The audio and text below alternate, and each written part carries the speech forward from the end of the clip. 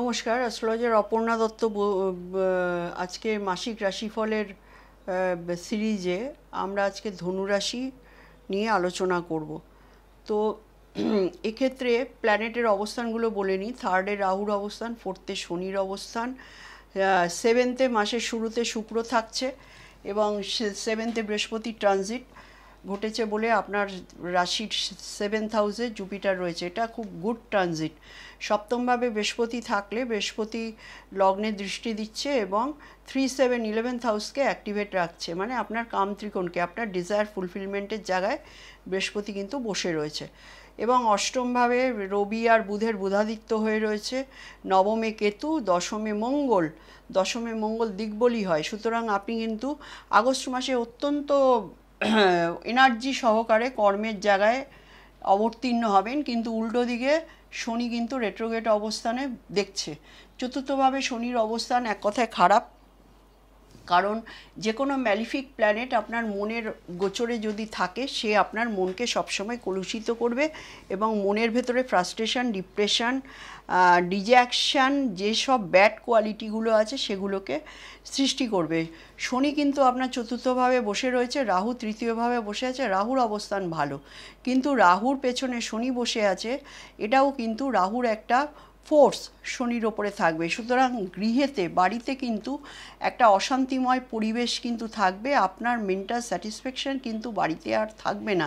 সবসময় মনে হবে বাইরে কোথাও ঘুরে আসি বা বাইরে কোথাও অবস্থান করলে আমার ভালো হতো। এবং দেখুন, বৃহস্পতি কিন্তু লগ্নের লর্ড লগ্নকে দেখছে।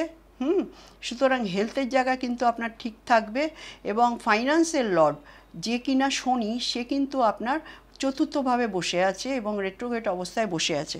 তো ফাইন্যান্সের জায়গাটা কি হবে? ফাইন্যান্সের জায়গাটা একটু টার্ময়েল চলবে, মানে কখনো ভালো কখনো খারাপ।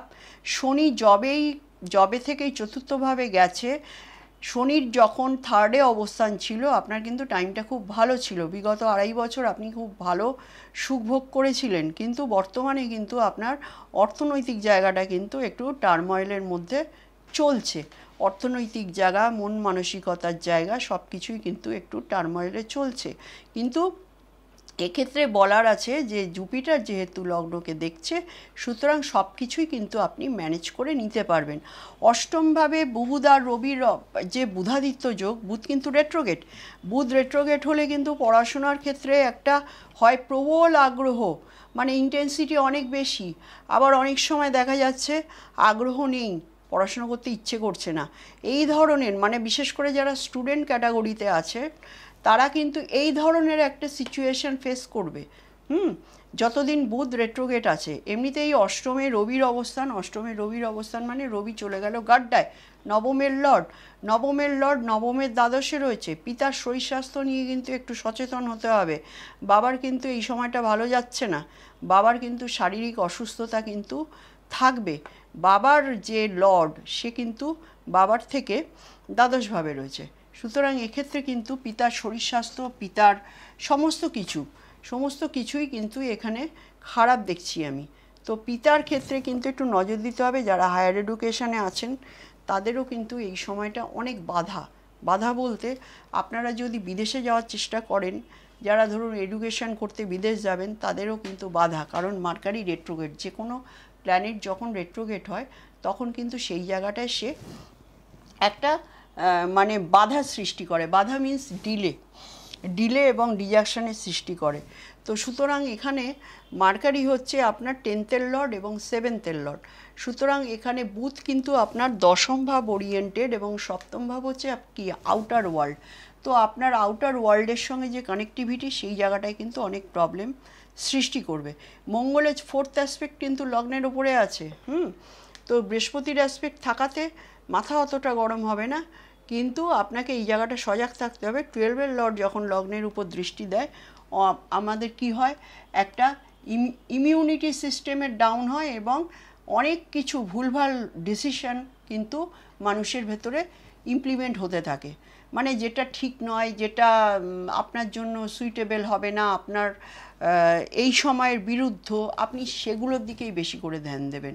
সুতরাং এই জায়গাটা কিন্তু আপনাকে সাবধান হতে হবে। দশমে মঙ্গল বসে চতুর্থ ভাবকে দেখছে, চতুর্থভাবে কিন্তু মঙ্গলের দৃষ্টি কিন্তু পারিবারিক একটা কলহের সূত্রপাত ঘটায়। এখানে শনি বসে আছে, মঙ্গল দেখছে, মানে আপনার কিন্তু পারিবারিক জীবনটা কিন্তু অত্যন্ত ক্যাওয়াসপূর্ণ, আমি এই ভাষাটা ইউজ করব, ক্যাওয়াসপূর্ণ।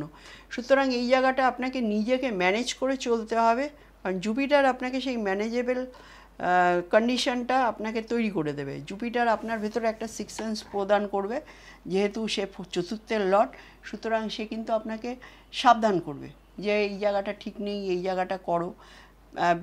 বৈবাহিক জীবনেও কিন্তু একটা ইগোর ক্ল্যাশ। শুক্র বসে আছে কারক ভাবানাসাম, সপ্তমের কারক, সে সপ্তমেই বসে আছে, বৃহস্পতিকে সঙ্গে নিয়ে বসে আছে, লগ্ন লর্ড। সুতরাং আপনি চলে গেছেন আপনার সপ্তমভাবে। এটাতে আপনার কি হবে, এখানে সপ্তম ভাব হচ্ছে স্পাউসের ঘর, সুতরাং আপনাকে অনেক কিছু মেনে নিতে হবে। তো আপনি এতদিন যে ইগো নিয়ে চলতেন, সেক্ষেত্রে আপনাকে ইগো ডাউন করে, ডাউন করে কিন্তু আপনার স্পাউসের সঙ্গে অ্যাডজাস্টমেন্ট করতে হবে।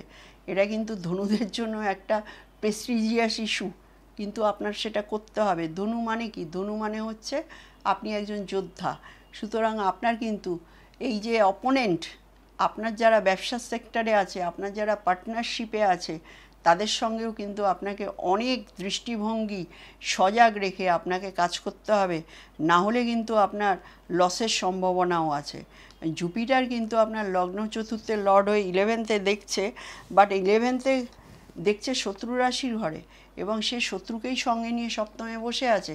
সুতরাং আপনার যে অপোনেন্ট আছে, আপনার যে মানে বিজনেস পার্টনার আছে, তার সঙ্গে কিন্তু আপনাকে খুব সজাগভাবে সেই জায়গায় আপনাকে কাজ করতে হবে, না হলে কিন্তু আপনার এই জায়গাটা থেকে লসেরও সম্ভাবনা আছে।